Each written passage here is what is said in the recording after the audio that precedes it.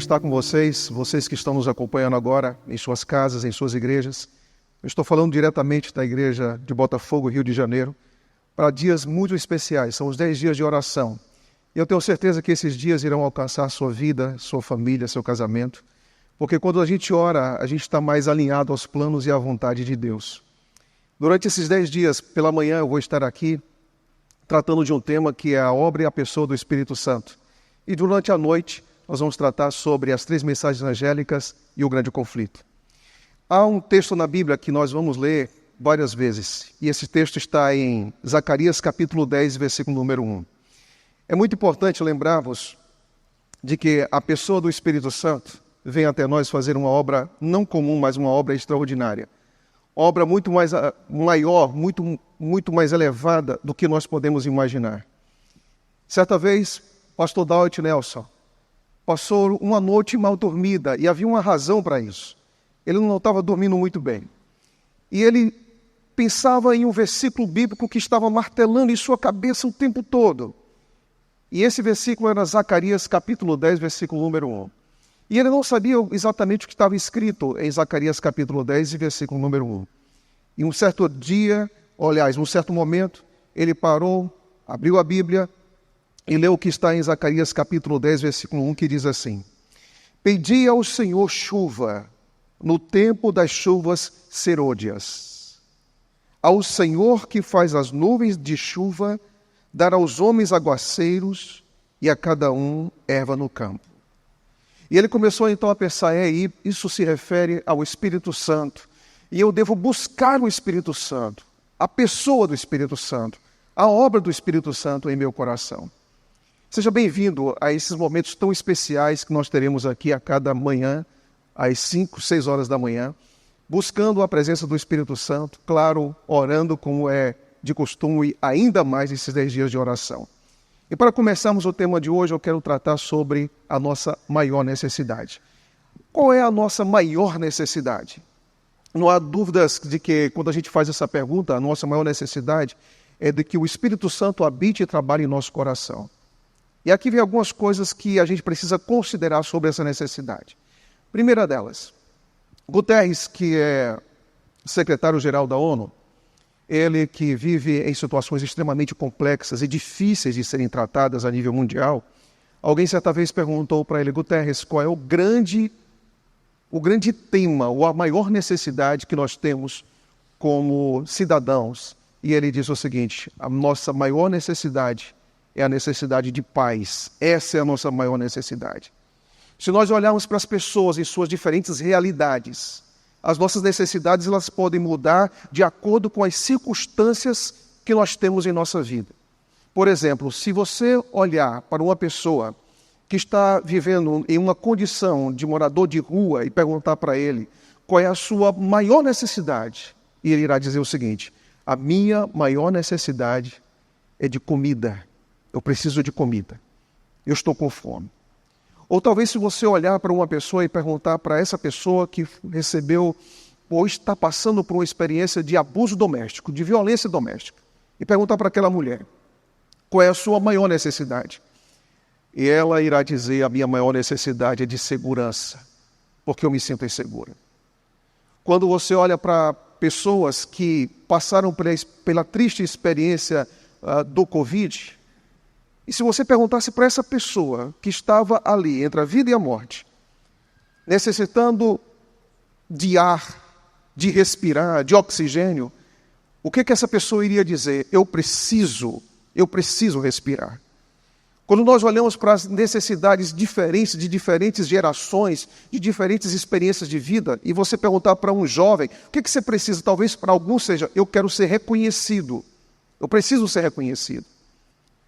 Há uma teoria de Maslow que ele fala sobre as diferentes necessidades dos seres humanos. E é interessante que nessa teoria ele fala o seguinte, nós temos necessidades fisiológicas até necessidades de autorrealizações. Mas quando você olha para você mesmo, para a sua vida, o que você mais precisa? Quando você olha para o seu casamento, o que você mais precisa?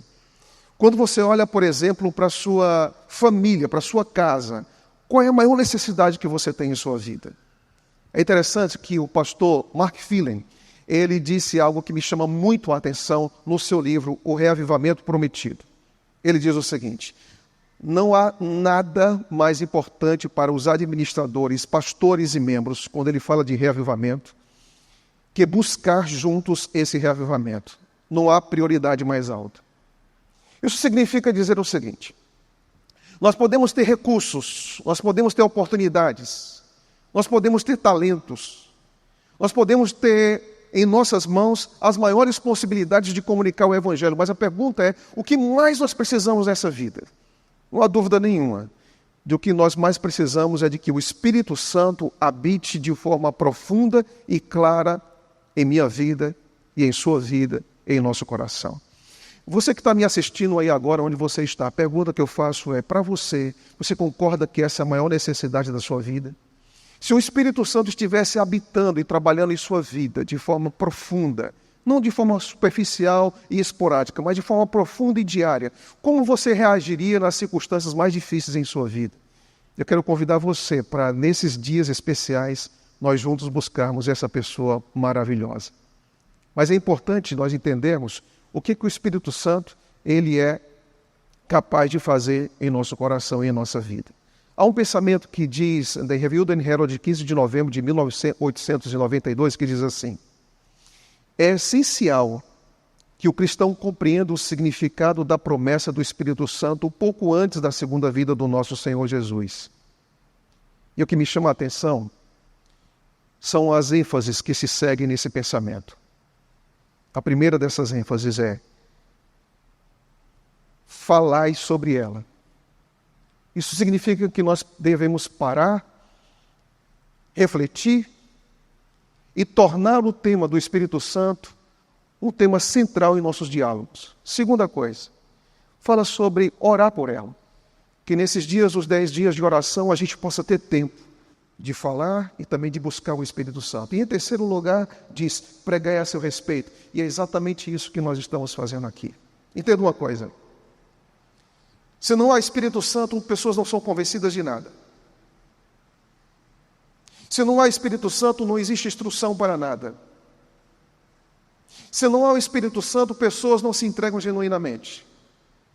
Se não há Espírito Santo, não existe nenhuma condição de pregar o Evangelho. Se não há Espírito Santo, nenhuma pessoa é levada a Jesus Cristo. Se não há Espírito Santo, nenhuma pessoa terá o seu caráter transformado. Se não há Espírito Santo, não existirá jamais conclusão da obra. Se não há Espírito Santo, nós não somos levados e não seremos levados às Sagradas Escrituras. Se não há Espírito Santo, nós não teremos um desejo genuíno por Jesus Cristo. Então a obra do Espírito Santo é essencial, porque sem o Espírito Santo não existe cristianismo. Quando nós colocamos em mente isso, a pergunta que fica é: por que nós precisamos tanto do Espírito Santo? Jesus Cristo, quando esteve com seus discípulos, ele disse para os seus discípulos, é interessante nós percebemos, especialmente no Evangelho de João, que Jesus Cristo disse para os seus discípulos: eu vou sair, eu vou partir, mas priorizem algo na vida de vocês. É interessante que alguns teólogos contemporâneos diziam o seguinte, que em dados momentos a gente esqueceu o Espírito Santo. Nós deixamos o Espírito Santo de lado e tornamos extremamente conhecedores das Escrituras, mas esquecemos a obra do Espírito Santo, a pessoa do Espírito Santo. Em outros momentos, o que é que nós fizemos? Nós exageramos e começamos a explorar demais, de maneira muito mística, a pessoa do Espírito Santo e deixamos a teologia do Espírito Santo de lado. Mas a pergunta que nós devemos fazer é: por que devemos falar do Espírito Santo? Jesus Cristo disse que quando Ele vier, Ele convencerá o mundo do pecado, da justiça e do juízo. Mas Jesus Cristo também disse que o Espírito Santo que seria enviado, Ele seria um outro Consolador. Quero dizer uma coisa para vocês. Jesus Cristo afirmou em João 16:7, mas eu lhes digo a verdade, é melhor para vocês que eu vá, porque se eu não for, o Consolador não virá para vocês, mas se eu for, eu o enviarei a vocês. Um teólogo chamado Carson, ele fala muito bem explicando esse contexto da despedida de Jesus e de João 14. Ele disse: João 14 implica a ideia de que durante seu ministério, sua função como paracleto de Jesus, de fortalecer e ajudar seus discípulos, foi realizada na terra. Outro paracleto é concedido para desempenhar esta última tarefa. Eu tive o privilégio de, alguns meses atrás, ir a Israel. Caminhar por algumas ruas que possivelmente Jesus Cristo caminhou.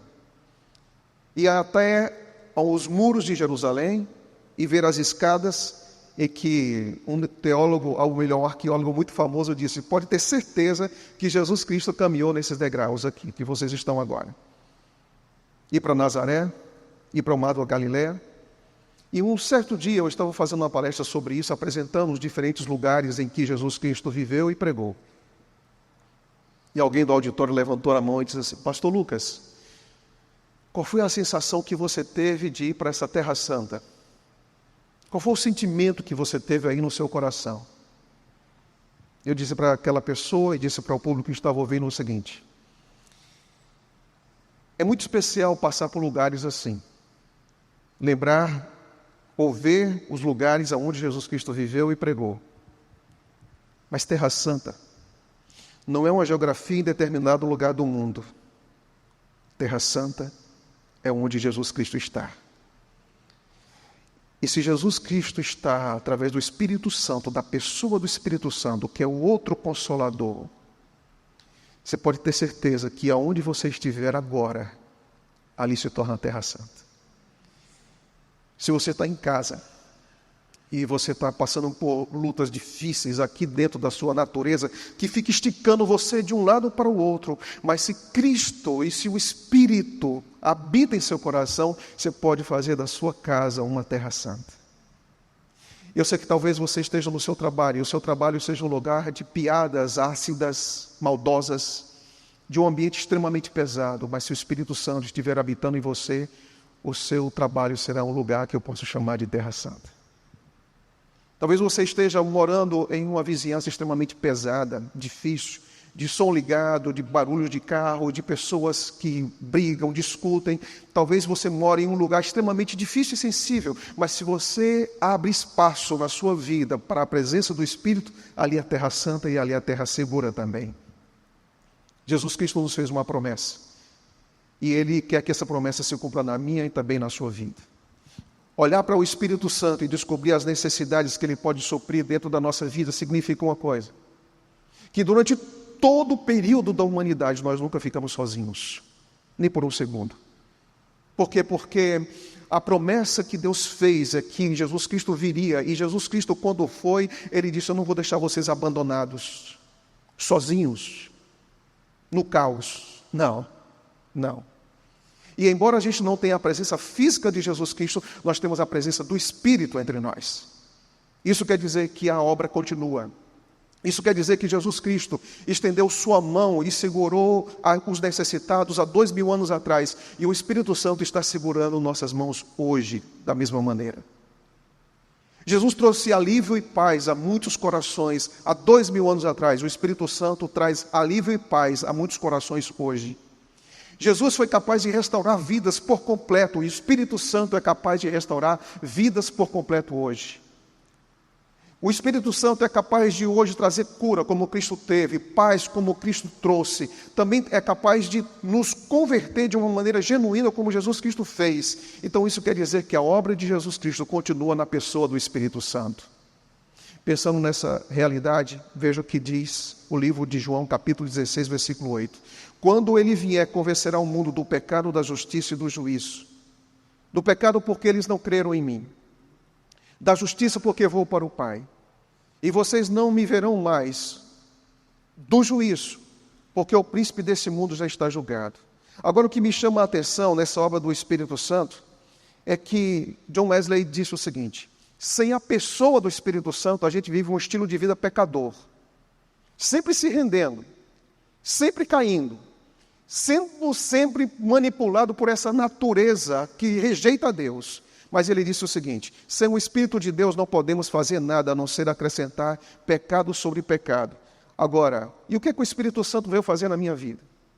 Eu não sei se em seu coração existem lutas que você já prometeu para Deus. Deus, eu prometo, olha, eu vou vencer, mas não consegue. Eu não sei quantas promessas você já fez para Deus e quebrou todas elas. Eu não sei quantas vezes você já olhou diante do espelho e desconfiou da sinceridade do seu coração. Eu não sei quantas vezes você já desejou ser, eu quero ser filho, mas eu não me sinto filho, eu me sinto rebelde. Eu quero ser fiel, mas eu não me sinto fiel, eu me sinto infiel. Eu quero ser justo, mas eu não me sinto assim. Eu quero ser puro, mas parece que não existe isso dentro de mim. Uma das coisas que a gente precisa aprender é o seguinte: em uma batalha humana, quando você perde, você se rende. Mas no reino de Deus, você ganha quando você se rende. Então isso quer dizer que eu preciso ter uma vida de rendição. Só que essa rendição, amigos, não é a rendição que eu fiz quando eu fui batizado e ficou por lá, congelou lá. Não. Na vida cristã, rendição e entrega não é algo que eu faço uma vez na vida e acabou. Não. A vida do cristão é uma vida de rendição. Você tem que estar rendido hoje. Você quer se render hoje?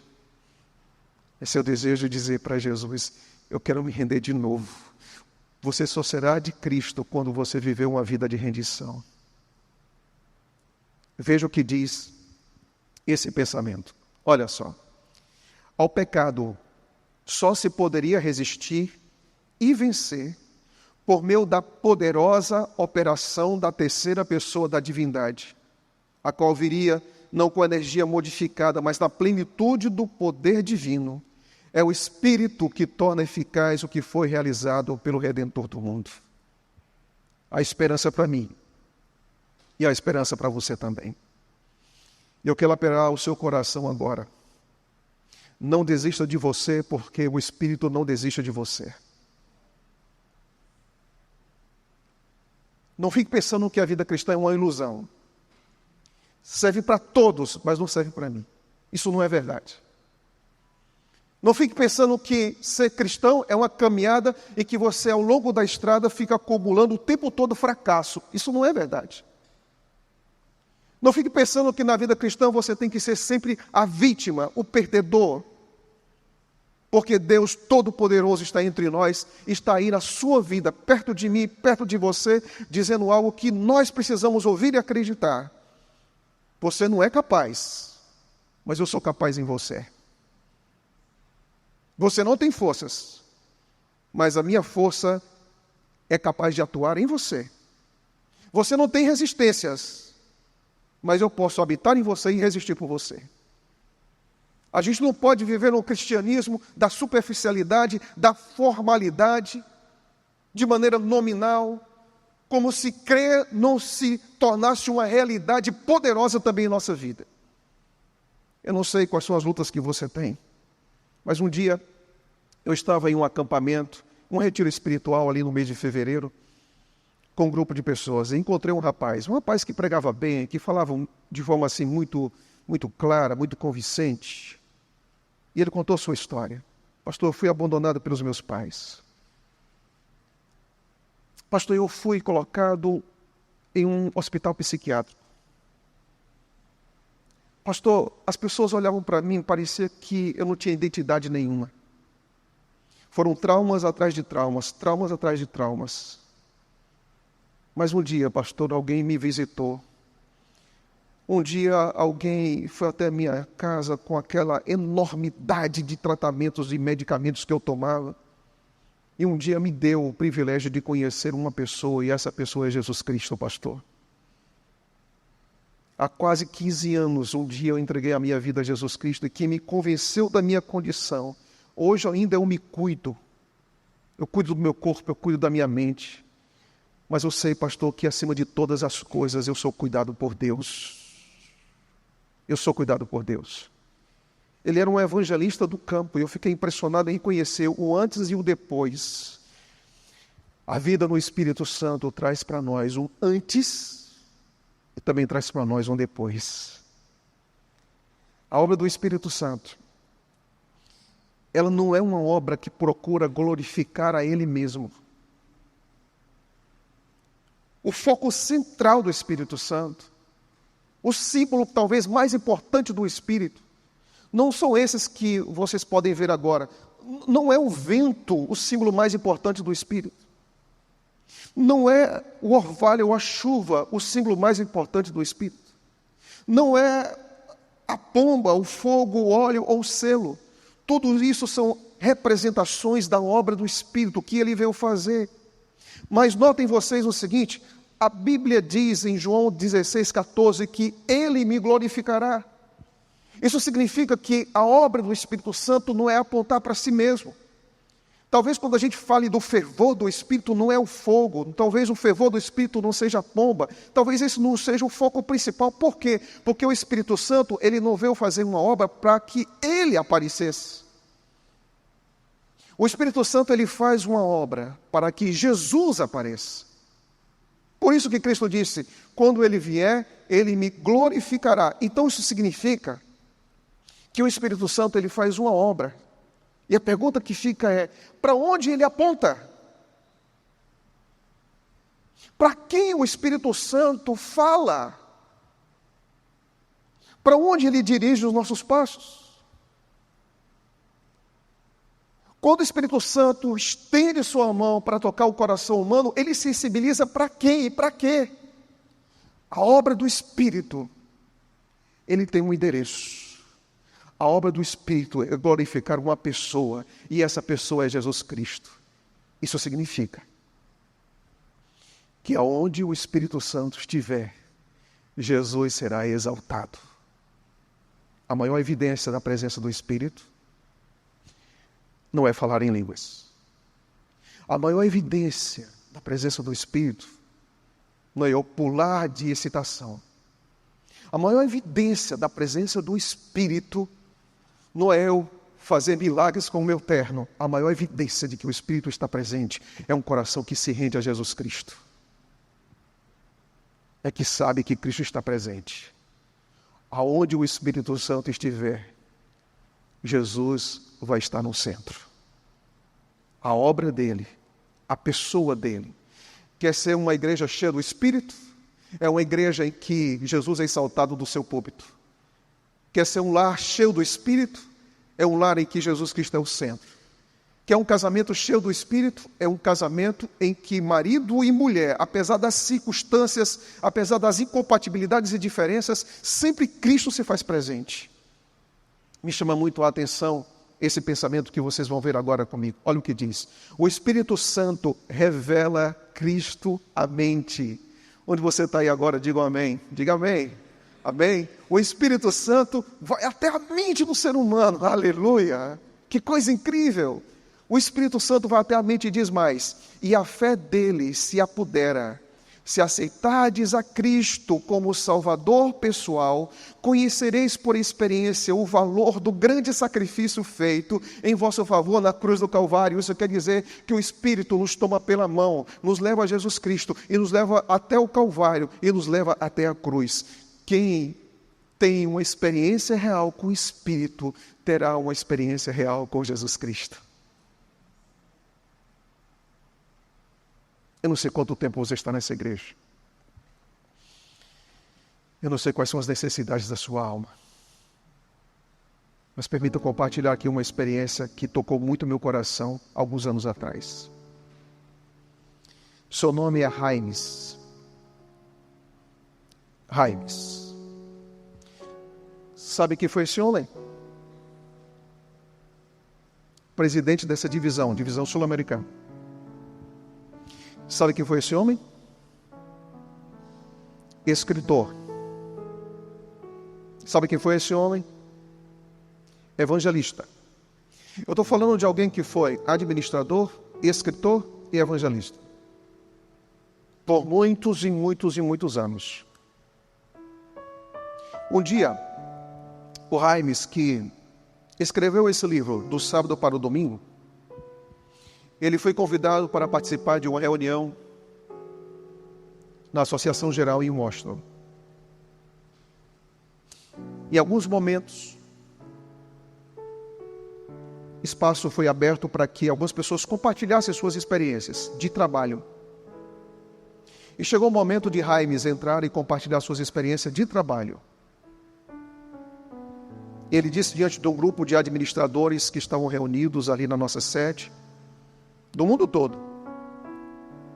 E ele disse o seguinte: eu quero compartilhar algo com vocês, mas eu não quero compartilhar algo do meu trabalho. Eu quero compartilhar algo da minha vida.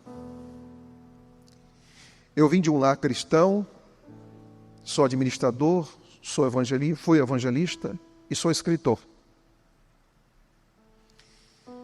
Mas eu passei muitos anos sem ter Jesus Cristo em minha vida.